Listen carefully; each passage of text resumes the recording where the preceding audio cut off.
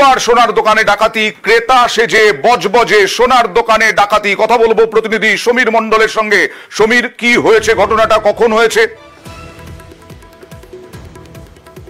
অয়ন্তা, দেখো, দক্ষিণ 24 পরগনার বজবজে মিঠাপুকুর এলাকায় আচমকাই এই 12:15 নাগাদ দুপুর বেলা একদম আচমকাই দোকানের ভেতরে 3 জন ঢুকে যায়। ঢুকে গিয়ে সোনার দোকানের লোককে বলা হয়, ও দোকানের ভেতরে কাজ করছিল সেই অরুণ বাবুকে, তখন ওকে বলা হয় যে সোনার রূপোর চেন বার করে দাও। সে তখন বলছে না, আপনারা দোকানের বাইরে যান। তারপরে সঙ্গে সঙ্গে 3 জনে হেলমেট পরা ছিল, মুখোশ পরা ছিল, মুখে মুখোশ ছিল এবং সঙ্গে সঙ্গে পিস্তল বার করে তখন ওনার মাথা ঠেকিয়ে বলছে কি, যা আছে সম্পত্তি যা এখানে আছে সব দিয়ে দাও।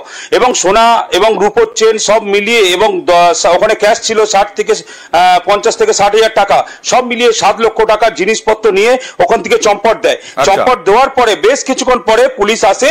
এসে পুলিশের ভূমিকা, পুলিশ কাজ করে যে যখন ঘটনা ঘটে তখন পুলিশের পাওয়া যায় না। পুলিশের একটাই কাজ, সংবাদ মাধ্যমকে কি করে আটকানো যায়, বজবজের কোনো খবর বাইরে না যায়, সেটাই এদের এখন একটা ইয়ে।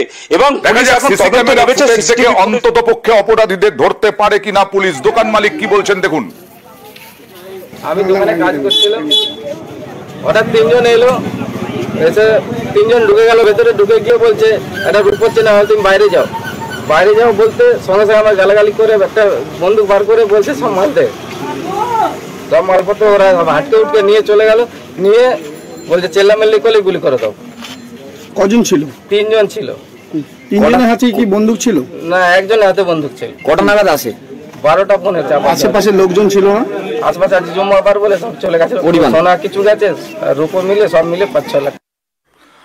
আর এখানে ডাকাতি হলো, কিন্তু বাঁকুড়ায় সোনার দোকানে ডাকাতিতে ছক বানচাল করে দিল পুলিশ।